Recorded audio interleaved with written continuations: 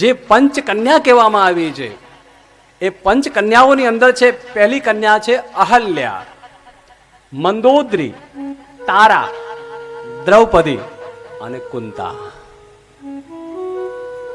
આ પાંચ કન્યાઓ એ કાયમ કુંવારી છે. આમના લગ્ન થઈ ગયા છે બધાના, હા કે ના? પણ છતાં એ ભાવથી, શાસ્ત્રો કહે છે એનો ભાવ એવો છે કે આખી જીવનભર એને લગ્ન કર્યા છતાં પણ એ કુંવારી કુંવારીને કુંવારી. કોણ કોણ? પંચકન્યા શાસ્ત્રમાં પૂજનીય છે, જેનું સ્મરણ કરવાથી દેવી અત્યંત પ્રસન્ન બને છે. અહલ્યા, મંદોદરી, તારા, દ્રૌપદી અને કુંતા, આ પાંચ કન્યાઓ ગણવામાં આવે છે. આજે પણ એનું પૂજન થાય છે. અને છઠ્ઠી કન્યા અમારી છે માં નર્મદા. માં નર્મદા સદા કુંવારી છે. આમ તો કલ્પભેદની અંદર એના લગ્ન થયા છે. એકવાર અગ્નિની હારે એના લગ્ન થયા, એકવાર શૌનની હારે. શૌન નદ હતો, નદ અને નદી, નદ અને નદી, એની હારે પણ નદે એની હારે દગો કર્યો. પરિણામે નર્મદાજીએ દિશા બદલી કાઢી. જે ચાલતા હતા એ ચાલવાની દિશા એ દિવસથી નદીએ બદલી કાઢી. આપ જાણો છો જે મારા ભાઈ બહેનો, નર્મદાજી નો જન્મ કેવી રીતે થયો? નર્મદાજીનો જન્મ કેવી રીતે થયો? ભગવાન શિવજી વિંધ્ય પર્વતની એક પર્વતમાળાની અંદર તપ કરવા બેઠા. વિંધ્યા જે પર્વતની માળાઓ છે એની અંદર ભગવાન શિવજી તપ કરે છે. બમ બમ ભોલા ભાલા, ગલે મેં રૂંઢ માલા, ભાલે છે અર્ધ મહાદેવા, હર હર. આમ કરી ત્રિશુળ ધરતીમાં નાખ્યું, એક બાજુ ચીપિયો ખોડ્યો અને અલખ નિરંજન શિવજી જ્યાં તપ કરવા બેઠા અને તપનો તાપ જ્યાં શરૂ થયો, જ્યાં તપ કરે ને એનો તાપ હોય, તપનો પ્રભાવ હોય, તપની હોરા હોય, ઉર્જા હોય. અને ઉર્જાના કારણે ભગવાન શિવજીના શરીરની અંદરથી પ્રસહ ઉત્પન્ન થયો. પ્રસહ તમને સમજણ પડે એટલે પરસેવો, પરસેવો નહીં, પરસેવો તો ગંધાય, પણ દેવતાઓના શરીરમાંથી પ્રસવ ઉત્પન્ન થયો એટલે કે જળ ઉત્પન્ન થયું. શું થયું? જળ હતું. આ તો પરસેવો તો તમને સમજાય એટલે કે પરસેવો થાય ને આપણને, હા કે ના? એટલે બસ સમજાવવું પડે, નાના છોકરાને સમજાવી. પ્રસવ થયો અને ભગવાન શિવના શરીરની અંદરથી જલધારાઓ ઉત્પન્ન થઈ. શું થયું? જલધારાઓ ઉત્પન્ન થઈ. અને એ જ વખતે વિંધ્યાચલ કહે છે, પ્રભુ આ જલધારાને સહન કોણ કરશે? મેદસ્વી પર્વત આવ્યો અને મેદસ્વી પર્વતે કીધું, પ્રભુ હું એને ધારણ કરીશ, તમે એને પ્રગટ થવા દો.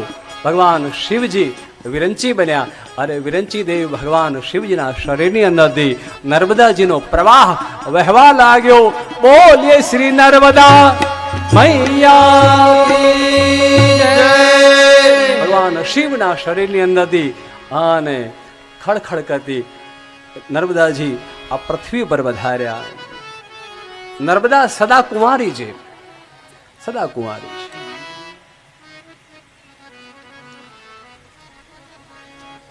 ભગવાન શિવ પાસેથી નર્મદાજીએ 5 વરદાનની માગણી કરી. સાંભળો, ધ્યાનથી સાંભળો, નર્મદા શું આપે છે. ભગવાન શિવ પાસે માં નર્મદાજીએ વંદન કરી, તપશ્ચર્યા કરી. શિવજી પ્રસન્ન થયા, માગો નર્મદા આપને શું આપું. ત્યારે ભગવાન શિવજીએ નર્મદાને માગવાનું કહ્યું. ત્યારે નર્મદા કહે છે, ભોળેનાથ મને આપતા હો તો 5 વસ્તુ આપો. હે ભોળેનાથ, પહેલું મારું મૃત્યુ ન થાય, મને અમરત્વ પ્રાપ્ત થાય, મારો ક્યારે વિનાશ. કલ્પની અંદર જ્યારે પ્રલય થાય ત્યારે પણ હું સજીવન હોઉં. ગમે એવો ભયંકર પ્રલય આવી પડે પૃથ્વી ઉપર ત્યારે પણ નર્મદાનું પાણી તો હોય ને હોય.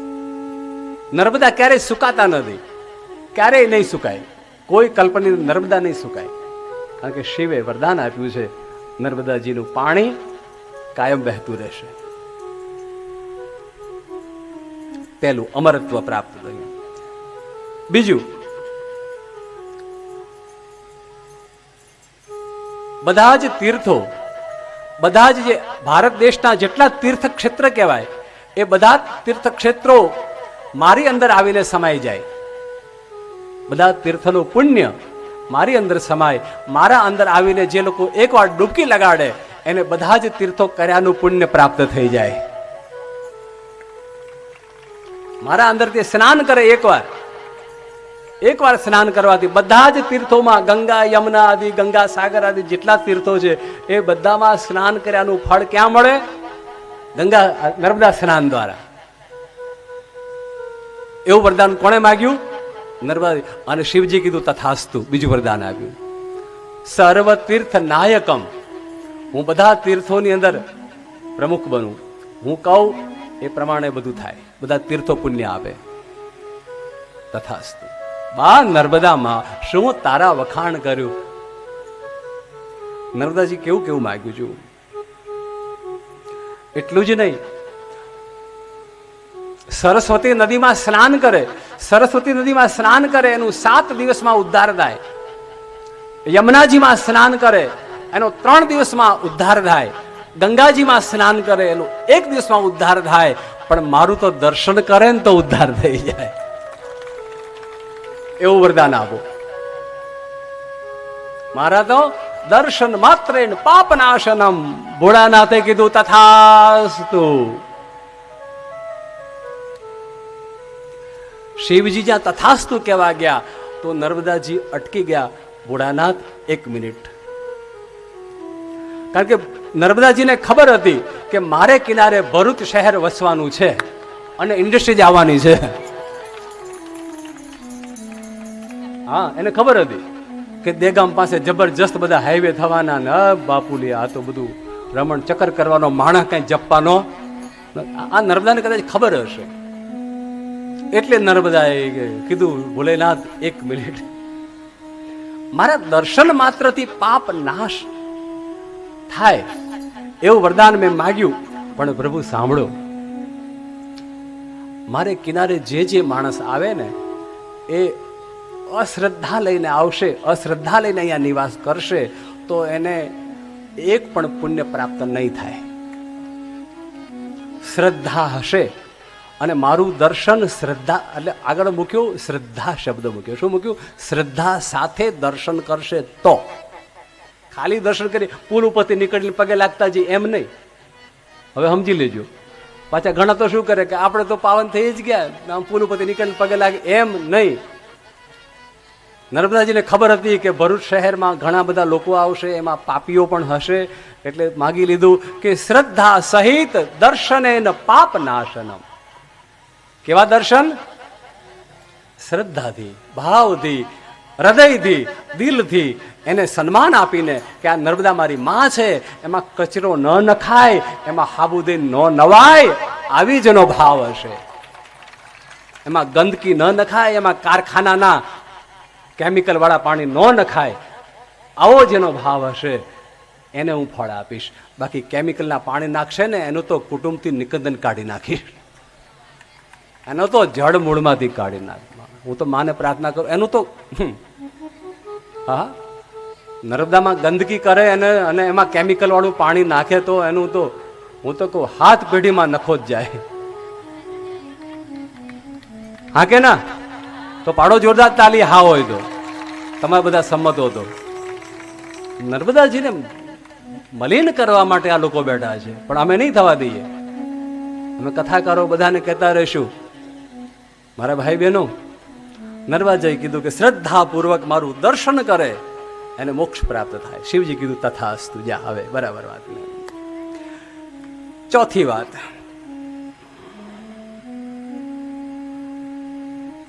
આપો દ્રષ્ટિમાં હે ભોળાનાથ. શિવના પગમાં પડી ગયા નર્મદાજી. નર્મદા માં, મારી જગદંબા, મારી ભોળી ભવાની 12 વર્ષની કન્યા છે, ભગવાન શિવના પગમાં પડે છે. પ્રભુ ચોથી વસ્તુ માગો, માગ બેટા માગ. શિવજી રાજી છે, માગ.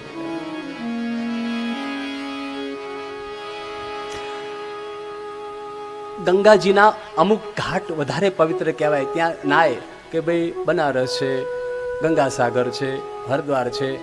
આખી ગંગામાં નાવાનો મહિમા નથી. આખી ગંગામાં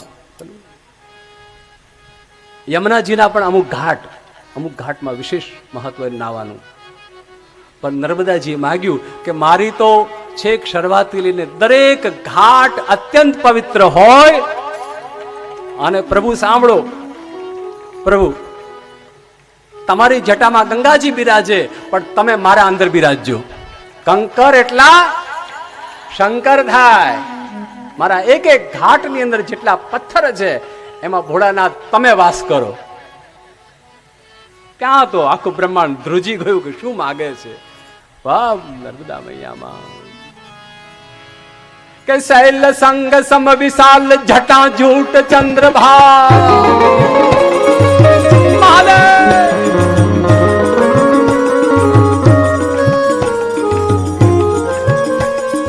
કંકણ એટલા શંકર થાય. અને શિવજી કીધું તથાસ્તુ. જ્યાં તારા એક એક ઘાટ ની અંદર શિવજી વસશે. કોઈ પણ ઘાટ ઉપર કોઈ પણ જગ્યાએ જઈને નર્મદામાં સ્નાન કરો ને બોલો હર હર નર્મદે.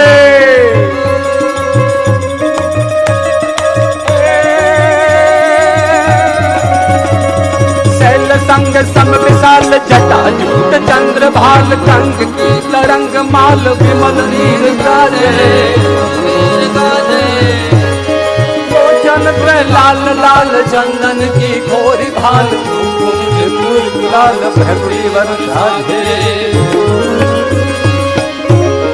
मुंडन की कंठमाल हरतन हरतन सुलाल स्फटिक जाल रुद्रमाल हरदयाल राजे. बम बम बम बम बम आयो भोलेनाथ. बोले महाराज यार तांडवनाचे गिरे शंकर महाराज यार. तांडवनाचे गिरे भोले महाराज यार. तांडवनाचे गिरे शंकर महाराज यार. तांडवनाचे मारा हरेक घाट ઉપર ઘાટની ઉપર જ્યાં જ્યાં નર્મદાનું પાણી વહે કે ભોળાનાથ તમે રહેજો. તથાસ્તુ. કેટલું કેટલું તમે જુઓ તો ખરા માં નર્મદાએ આપણા માટે કર્યું ને આપણે નર્મદા માટે શું કર્યું. આ શિવ પુરાણ સાંભળી રહ્યા છો. શિવના ચરણની સેવા ભૂલતા નહીં વાલા. કોઈ પણ નાની મોટી સેવા શિવની કરો. પાંચમું ને છેલ્લું નર્મદાજીએ માગી દીધું. સાંભળો ભોળાનાથ, મારી પાંચમી વાત સાંભળો, મને વરદાન આપો. જેમ ઉત્તરમાં ગંગાજી વહે છે એમ દક્ષિણમાં મારો મહિમા રહે. હું દક્ષિણની ગંગા કહેવાઉં અને મારા અંદર કોઈ આવીને અસ્થિ પધરાવે એનો મોક્ષ થવો જોઈએ. જેમ ગંગાજીમાં અસ્થિ પધરાવે એને મોક્ષ થાય, તો મારા અંદર પણ આવીને કોઈ અસ્થિ પધરાવે, કોઈ શ્રાદ્ધ કરે, કોઈ તર્પણ કરે, કોઈ પિતૃઓને યાદ કરે, એનો પણ મોક્ષ થવો જોઈએ. ઓલી ઉત્તર ગંગા, આ દક્ષિણ ગંગા કહેવાય. અને મારું નામ શંકરી પડે. મારું નામ શંકરી નર્મદા પડે. આજે પણ નર્મદાનું એક નામ છે શંકરી નર્મદા.